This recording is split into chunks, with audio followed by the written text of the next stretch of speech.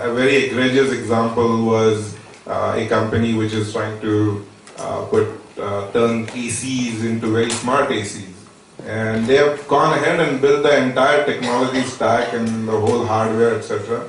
And we asked a very simple question: why do you think the AC manufacturers haven't done any of this so far? And they started looking at each other and said, we don't know. It's a good question, we need to find out. So it's a pretty radical point that you made, and I don't know whether people actually, it's very counterintuitive to do something like that. And then you have still followed up with this guiding principle. It absolutely is, but I think the level of confidence that it will give you very early on in your business is just uncomparable, right? And I think that is probably very central to kind of getting on the right path as soon as you can.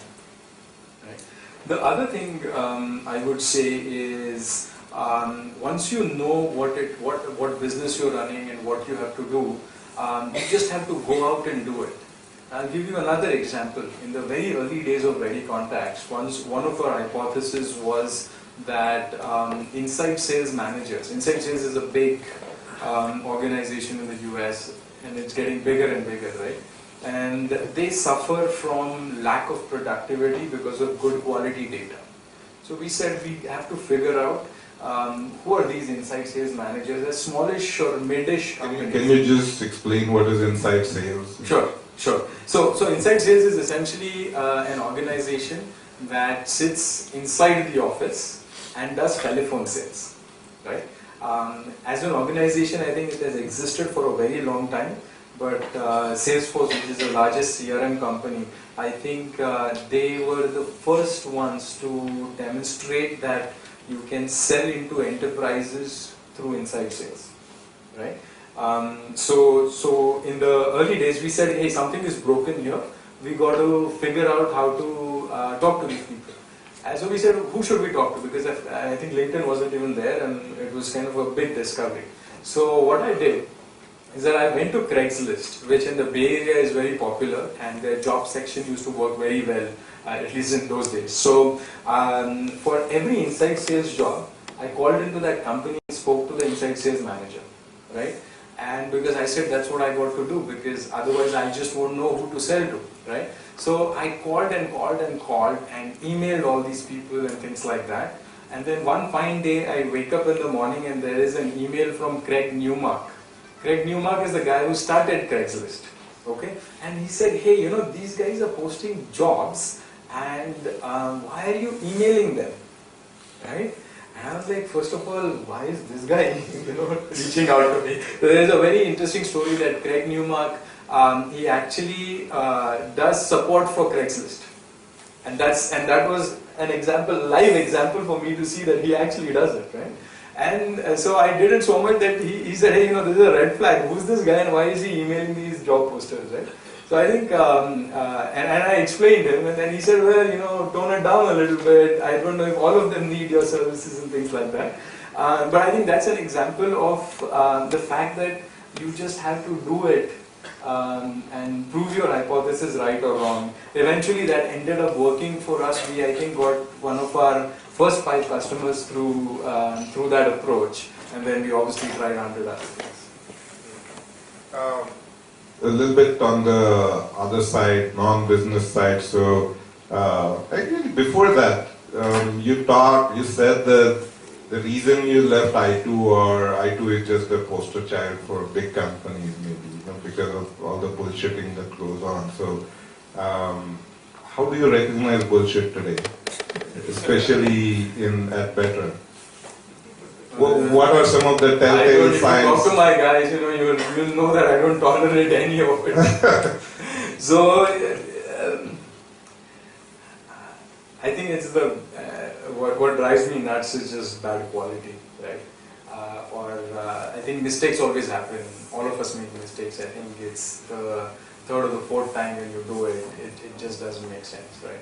We take a lot of flack. We manage customers. We learn how to get through that, but I think in a startup there is honestly no room for bullshit. There is no room for anything that is non-productive. And I think if you have structured an organization around that, if you do it yourself, then I think it won't happen. While so COEP and then Berkeley and I2, Choreo a little bit, Romeware, and then Better. Where was your personal life? How was it progressing? Getting married, having baby or babies, whatever the case may be. So, how was that? So Sure. when did what happen? Sure. So I think I dated my current wife when we were in grad school. She was in Ann Arbor, I was in Berkeley.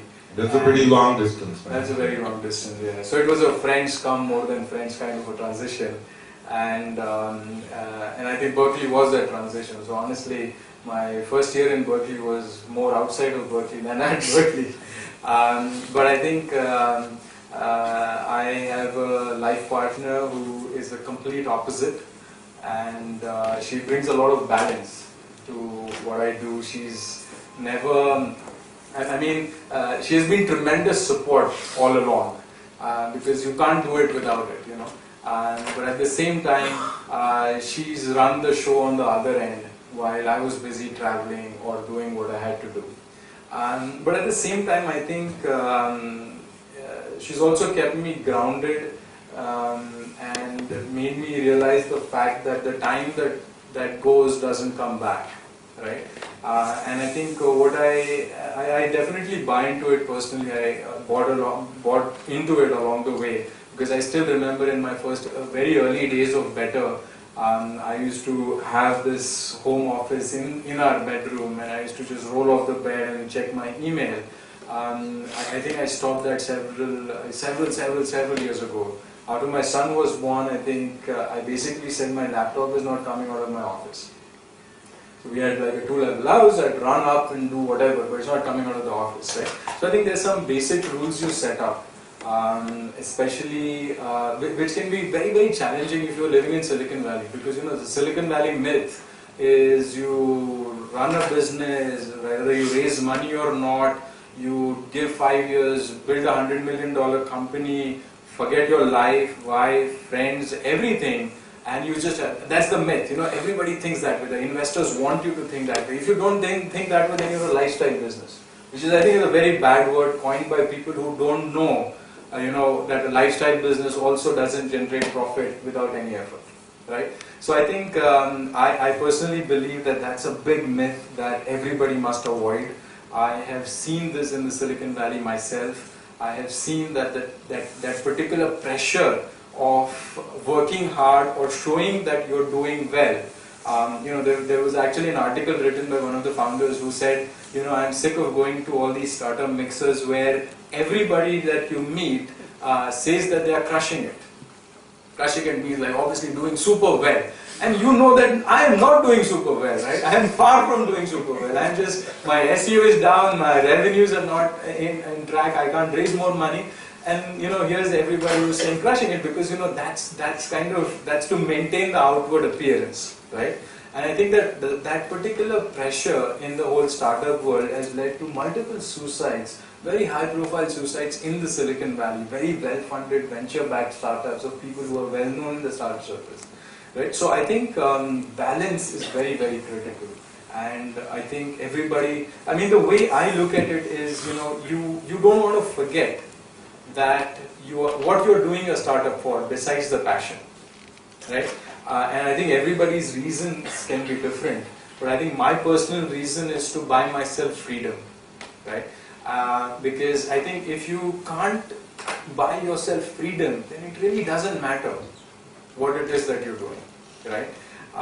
So I think that's my personal belief. That's something that I have always done. And then it's all about setting up your life the way you want, right? Rather than having your work control it. And it's easier said than done, but I think it can be done, especially entrepreneurs who can, who really want to strike that balance, right? I think you can do that, and you can do that without turning into a lifestyle company without turning into a company that is just doing okay stuff and things like that. So you were, even before your son was born,